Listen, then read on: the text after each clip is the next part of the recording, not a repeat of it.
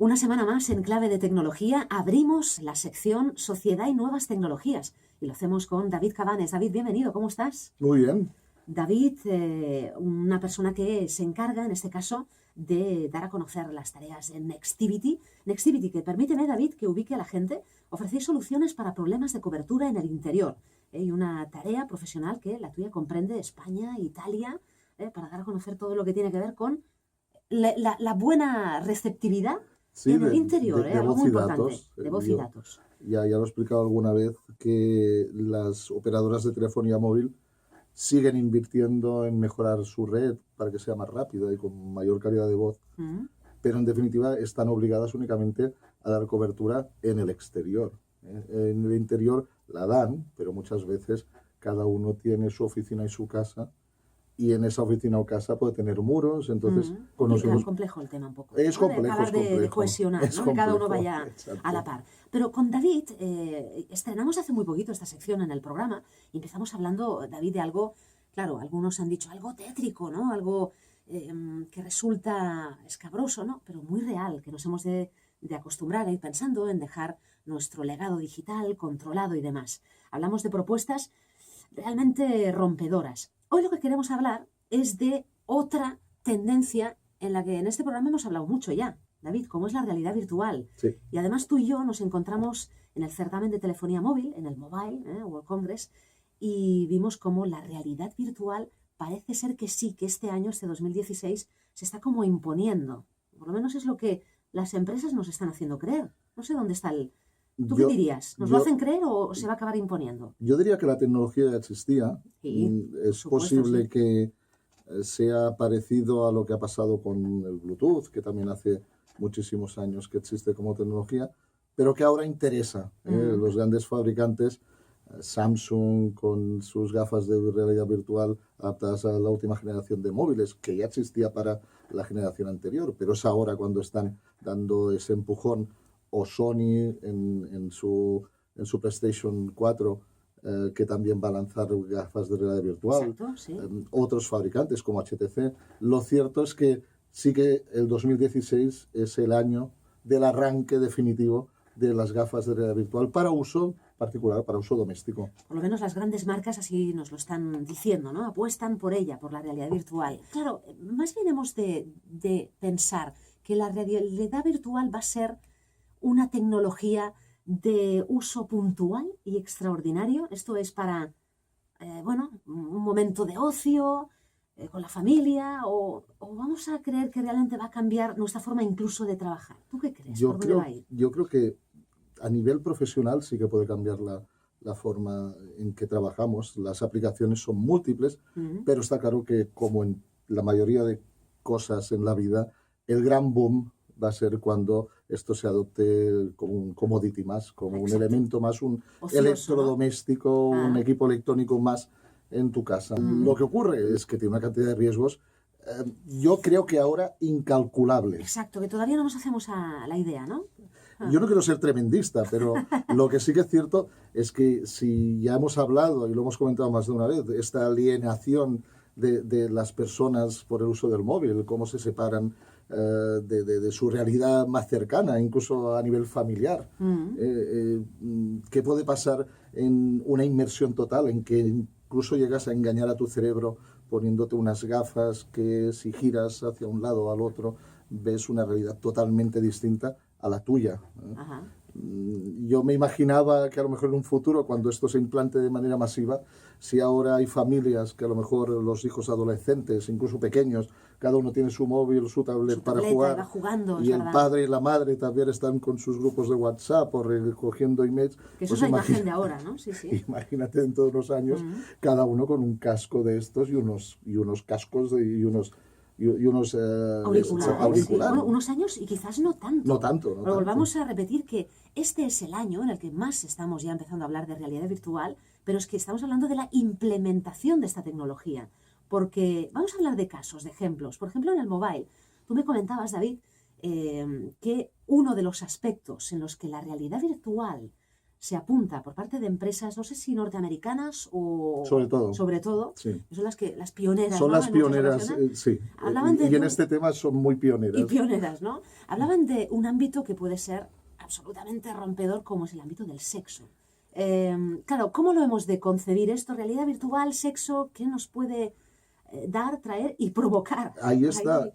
Vamos a ver, hablando sin tapujos, la industria del porno ha sido uno de los grandes motores del boom de Internet. Sí. A la gente le cuesta reconocerlo, pero cualquier análisis de consultas en Google o de páginas visitadas o de elementos descargados, la mayoría es consumo de porno a nivel particular, cada uno en su estatus privado en casa, hace lo que quiere, respetando su intimidad. Pero claro, aquí estamos hablando de que el sexo no se consultará en una pantalla de ordenador, en un monitor.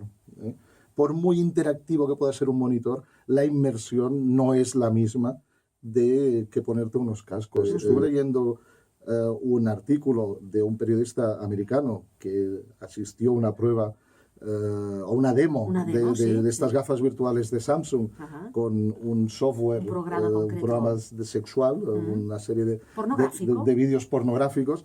Y claro, esta persona explicaba que la realidad pasaba de ser virtual a ser real. O sea, la persona se puso esas gafas, se puso los auriculares, empezó a girarse a un lado, veía dos chicas desnudas que se acercaban a un cuerpo que no era el suyo, pero que él sentía como suyo, y que su cerebro empezó a interpretar que lo que estaba viendo estaba pasando, y se tuvo que sacar las gafas porque tenía un sentimiento real de infidelidad. Sí, estaba engañando a su pareja.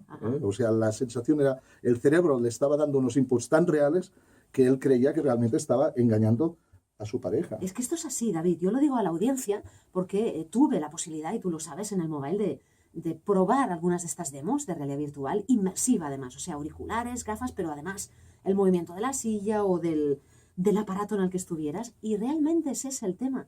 Engañamos a nuestro cerebro con señales que le están llegando diferentes desde esas gafas y esos auriculares. Claro, llegan otras señales, pero te las llegas a creer tanto que tú sientes que estás viviendo esa otra realidad. Entiendo este hombre que realmente dijera, frena porque me estoy yendo, ¿no? Y estoy con otras mujeres. Exacto, y no con la mía, ¿no? Exactamente, la realidad. Eso puede ser un boom, ¿eh? Eso que acabas de decir tú, fíjate, tú cuando estás en una demostración de este tipo y estás en una montaña rusa, hay gente que llega a marearse, claro, que llega a tener náuseas y que llega a vomitar, como si realmente hubiera subido en una... Entonces, y trasladado al sexo, es exactamente lo mismo. La gente que siente náuseas y vomita porque realmente su cerebro interpreta que eso está pasando, pues en el sexo el cerebro también puede interpretar que eso que está viendo está pasando de verdad. ¿Puedo decirte algo, David? En tu sección, que es Sociedad y Nuevas Tecnologías, o sea, hacemos un barrido por lo que estamos viviendo a nivel tecnológico en esta sociedad actual, y comentarte que en la Clínica Mayo, en Estados Unidos, y como no, también ya tienen terapias para evitar esos mareos que producen muchos de los programas de realidad virtual. Imagínate. O sea, esto que hablabas, claro, es tan cierto, pero claro, a lo mejor se quiere llevar a cabo, tienes que hacer este programa con realidad virtual porque te va a ir bien para tal. Sí, pero no puedo porque me mareo. No. Pues aquí te ofrecemos también la solución. Quiero decir, ya rizar el rizo de los soluciones profesionales. Es muy posible que a lo mejor, ¿no? A la realidad, claro, programas de zombies, tú estás dentro y... En la radio igual no te ven, te habrán sentido. En nuestro vídeo sí, en YouTube, y verán esa expresión que has hecho de realmente, claro, impresionante. Hay cosas, hay programas para ver con realidad virtual. Claro, veníamos hablando con David Cabanes al pensar en los más niños o niñas. Claro, ¿hasta qué punto la utilización de esa realidad virtual con esos programas para videojuegos que son tan reales no les pueden provocar ciertos daños, en sensibilidad? Si el cerebro de un adulto es capaz de engañarlo, claro, y que se crea esa escena de sexo, esa escena de terror, imagínate lo que puede hacer con un crío. Por eso hay edades, ¿no me decías? Por eso decía, sí, las gafas, en teoría, las de Samsung no son recomendadas para menores de 13 años, las de Sony dice que no son recomendadas para menores de 12 años, pero una vez las tienes en casa, puedes llegar a controlarlo. Claro. ¿Qué pasa si un crío de 6, 7 años utiliza esas gafas y ve una experiencia del tipo que sea, o bien sexual, o de un programa, un juego de terror, un juego de guerra, ¿cómo le puede afectar? Por eso decía que las posibilidades son múltiples, pero los riesgos también. También. Es por último ya, David, que va a cambiar nuestra forma, una vez más, de relacionarnos. Por Yo ejemplo, estoy convencido. en el entorno íntimo, familiar, esa imagen que tú y yo nos hacíamos incluso decir, has empezado diciendo, hoy en día, el chat, la tableta, uno cada uno, otro en la tele. Sí, pero si nos imaginamos la familia y cada uno con sus gafas de realidad virtual, eso también puede cambiar muchas cosas. Déjame ser un poco drástico. Sí. Igual que hay gente que utiliza drogas para evadirse de la realidad, porque la suya no le gusta, aquí yo creo que pasa lo mismo. Las familias que no son capaces de relacionarse y que su realidad, la de verdad, no les gusta, es muy posible que acaben siendo presas de ese mundo alternativo de la realidad virtual con gafas. O sea que igual también hablaremos de una adicción. ¿Es posible? Posible. Hombre, si todo es tan real, ¿por qué no? Claro, y con el ser humano todo es posible, eso también. David Cabanes, me ha encantado escucharte, es a modo de reflexión, hoy valorando cómo nos vamos a tomar o cómo va a ser esto de la realidad virtual. Lo iremos hablando porque va a dar mucho de sí. Seguro que sí, sí. Y de aquí unos días nos volvemos a dar para seguir hablando de más cosas. Muy bien, muchísimas gracias, Hasta Marta. pronto, David. Como siempre. Molt bé.